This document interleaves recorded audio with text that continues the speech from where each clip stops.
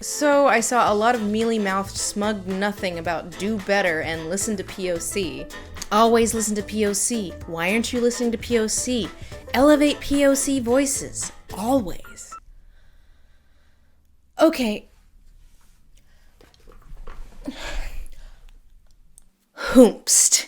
Hoomst is the valid person of color, oh allies of the jury, because I did listen to a lot of POC, both in public and in private, and I gotta tell ya, there's a diversity of opinions, almost like people of color aren't a monolith. Marginalized communities are not without diversity or conflict, so treating it as such is totally reductive and ignoring other POC voices by centering the loudest or angriest as the most authoritative. A problem only compounded by the way Twitter is designed, which I have already argued is bad. As I was going back and forth over the timeline and everything that had happened, I found this private message from fellow YouTuber who I have to disclose is half Vietnamese because this is irrelevant.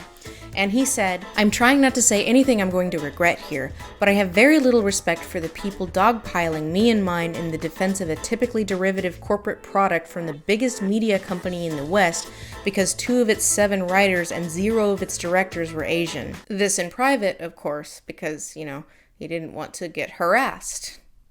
Privileged twat. So I find the listen to POC refrain, because it's only trotted out in the service of white people poning other white people, very revealing, because what they mean is listen to the POC we can use to pwn someone else.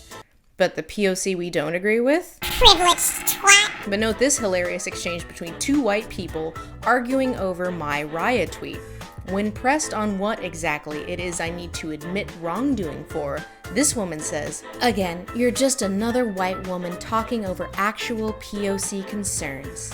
I love this exchange because this person, one of the shit billion white people mindlessly regurgitating this listen to POC shorthand, the very same person who called Princess a privileged twat. You're not a real queer little girl.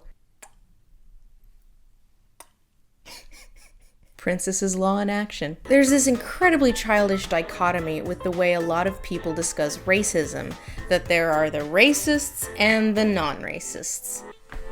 The 2 genders, and the way to solve racism is to root out the racists and cast them onto Racist Island, away from me and mine, the non-racists, one of the good ones. They do this because they are insecure about their own internalized racism. They cannot conceive that they have any.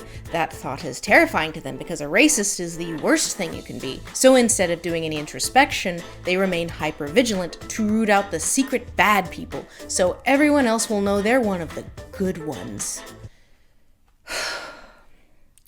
Racism is a complex system upheld from all wings of our society, from laws to hiring practices to generational wealth to community redlining to internal biases to individual actions. We live in a white supremacist society. When you live in a pig pen, you're gonna get covered in shit.